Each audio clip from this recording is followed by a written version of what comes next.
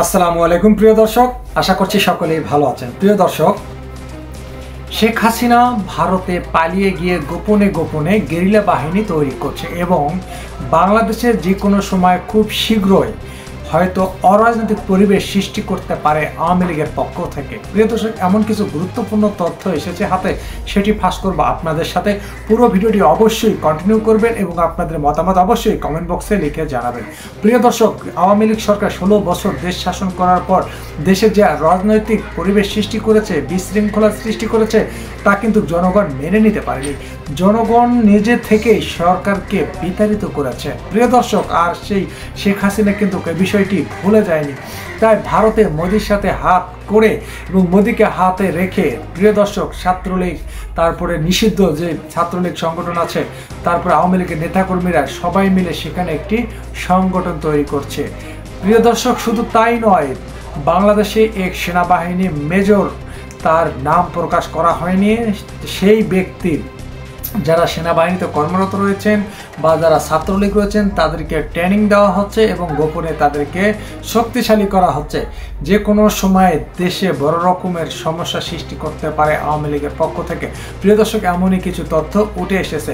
শুধু তাই নয়, শেখ হাসিনা ভারতে মোদির সাথে যে সম্পর্ক রেখেছে, ভারত এখানে একটা বড় ভারতের অবদান। সেটা হলো কি, শেখ হাসিনা যেহেতু ভারতে গিয়েছে আর বাংলাদেশে যে কোনো সময় যদি আক্রমণ করে বা বাংলাদেশের উপর হামলা চালায়, তাহলে ভারতের সুবিধা কিছু অংশ তারা জোর করে দখল করতে পারবে, যেগুলো বর্ডার এলাকা, যেমন কুড়িগ্রাম, লালমনি, চট্টগ্রাম, যেগুলো বর্ডারের সাথে। প্রিয় দর্শক, এদিকে ভারতের একটি স্বার্থ আছে।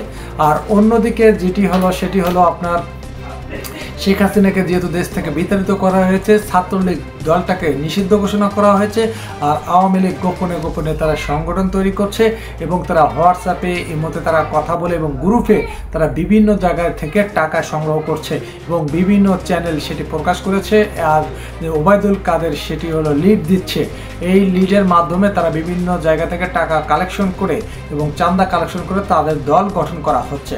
প্রিয় দর্শক, যদি গেরিলা বাহিনী বা যে কোনো একটি দল এরকম যদি গঠন করা হয় আওয়ামী লীগের পক্ষ থেকে, যে কোনো দেশে যদি অরাজনৈতিক পরিবেশ বা দেশে বিশৃঙ্খলা সৃষ্টি করে, এতে কিন্তু দেশের 12টা বেজে যাবে এবং সরকারের অনেকটা ক্ষতি হবে। বর্তমান যে সরকার রয়েছে, এতে দেশে কিন্তু বিশৃঙ্খলা দেখা দিবে।